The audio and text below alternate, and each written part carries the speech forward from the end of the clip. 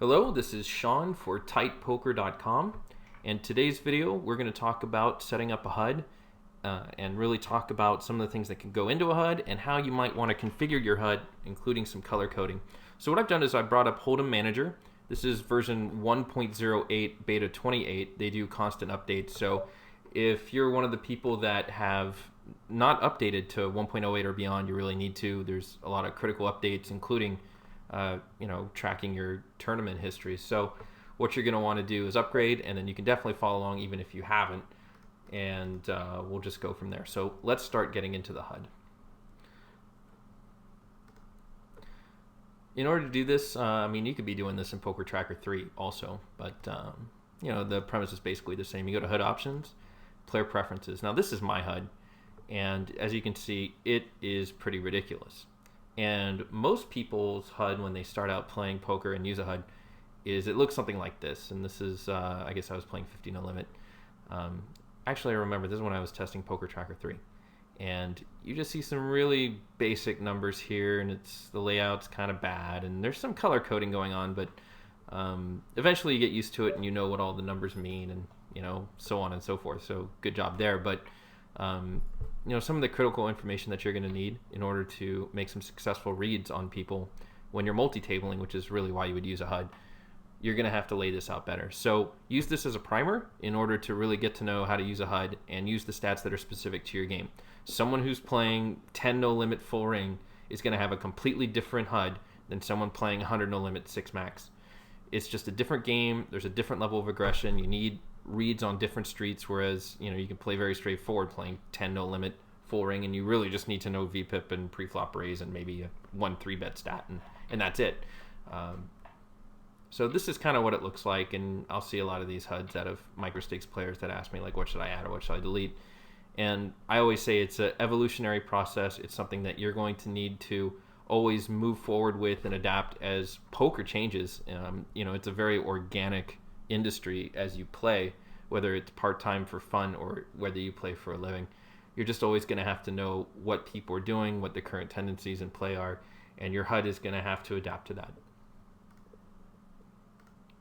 So let's talk about some of these stats that I have. And you can see the color ranges here for each stat. And we'll talk about how you can actually do this and color code it. And it's really kind of a great feature, color coding your ranges for certain stats. Some stats, come on, it doesn't matter. But some they do. And these will change, definitely between 6 max and full ring. And now that the program supports Omaha, that's just a whole other monster that no one quite knows much about yet, because there's not much published yet about ranges for Omaha stats and stuff. But that's just a whole other video altogether. So voluntarily put money into the pot, pre-flop raise, aggression factor. These are all very standard. You'll see these in every single HUD anywhere you go. Limp call is something that it's mainly for full ring, and I'm debating getting rid of this, but you'll see a lot of limpers and loose players just trying to get to see a flop.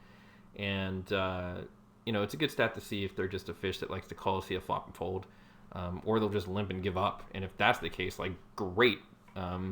You'll just keep raising them all day, and just it's like an extra dollar to the blind or whatever level you're playing at. So hands, this is the number of hands you have on a person, and this is we'll add some ranges here, because right now it's just one giant thing, and it'll be good to know, like, oh, I only have 100 hands on this guy, I can't really make a solid read. Or it's like, I have 20,000 hands on this guy, I play him every day. So we'll do that. 3-bet, that's when someone makes a re-raise pre-flop. Very straightforward stat. 3-betting used to be, like 2 years ago, used to be something exclusive to like 200 no limit, 6 max and above. And now I've been seeing it a lot even at like 50 no limit full ring. It gets a lot of respect there and below, but at 100 no limit full ring and above, it doesn't. I see a lot of people 3-bet, especially out of the big blind, and I'll talk about that later. Fold to 3-bet. This is why everyone's 3-betting. It's because everyone folds to a 3-bet. What we see is, when you see someone who folds to 3-bet like 90% of the time, you're just 3-betting them all the time. And you'll notice a lot of that in steal situations. You'll see, someone's really 3-betting out of the big blind because they're noticing that someone else folds a lot to 3-bets, which, it's the right move. So you're going to want to know that, who's scared of the re-raise, and exploit that anytime you can. Flop continuation bet, definitely a key stat. You'll see people that are only at 42, and that's 42% of the time they're c-betting, which means, if you're going to connect 33% of the time mathematically, and you've got pocket pairs sometimes, well, that's pretty much the only time they're c-betting, right? Whereas you'll see some people, it's like 95% and they're full of crap, and you can just, re-raise them and make some solid reads given their ranges. And fold to flop continuation bet. This is, when you're making a c-bet, you're going to want to know how likely the other person is to fold to it. Some people, it's at 0, and and that's kind of the key of when you need to know is that this person's really floaty. They'll just call one street and see what comes on the turn, and hopefully you check, and that's their cue to bet into you, and that works a lot of the time. I mean, especially against some of the, I guess they call them like tag fishes that just blindly c-bet any flop and don't pay attention to the other person and what they might be doing. Moving on, fold to turn c-bet. So this goes right in line with this one. If they fold, they don't fold at any time to the flop c-bet. Well, are they giving up on the turn? You'll see a lot of times where that's the case, where if someone here is like at 30%, they'll be like 90% here. So you're like, okay, I just need to double barrel against these people, given the right situation. Steal is just the percent of the time they steal. This is a key stat. You're going to have to need this because even at 10 no limit, people are stealing, and they're aware of that kind of dynamic at a table. Fold the big blind versus steal. So this is how often they're giving up against a steal.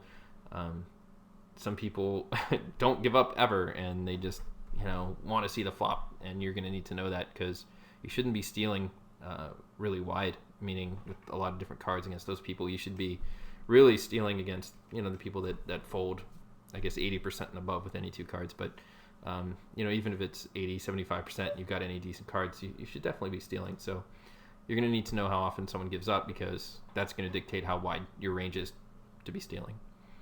And then finally, some of these 3 stats here are very unique to 100 no limit and above.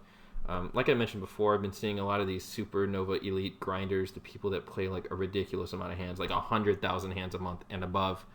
I guess one way they're able to break even, and seriously, it's very rare that any of these people win anything per month. Their goal is to just break even or a little bit better, live off their bonuses, and then at the end of the year, all the bonuses add up to about $100,000. But the game they play is just so tight and nitty, and but it seems a lot of these people have added a little bit to their game, including they just 3-bet on the big blind really wide, like 10-12%, which is way bigger than what they normally 3-bet, because you see they 3-bet normally 4% of the time. So this means they're really just playing back to keep their blind and to really it's a re-steal against the person who's trying to steal. So hopefully you can follow that, but it makes a lot of sense, especially if you see that someone folds to 3-bet a lot. You'll see this a lot in 6-max, but I was seeing it at full ring at 100 no limit, so get used to it.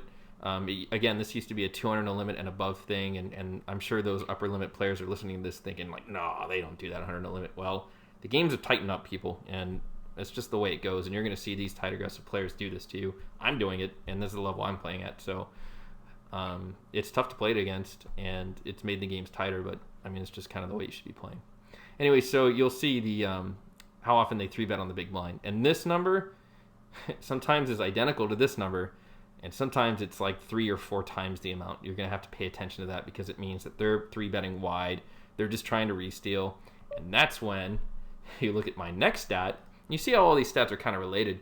The fold to 4-bet. No one's 4-betting at 50 no limit or below, really. I mean, if they do, they've got kings, or they got aces or ace-king, something like that. Maybe jacks, rarely. But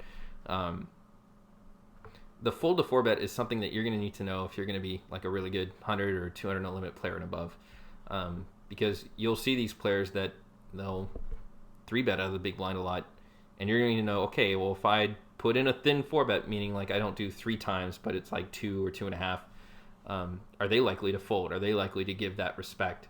And a lot of the time they are. I mean, it's a pretty ballsy maneuver. I mean, this is at the point where we're just kind of kicking each other in the nuts and seeing which one of us falls over first, but it's a good play. I mean, it's successful. So in these nitty times, it's going to pay to have some brass ones and go after it. So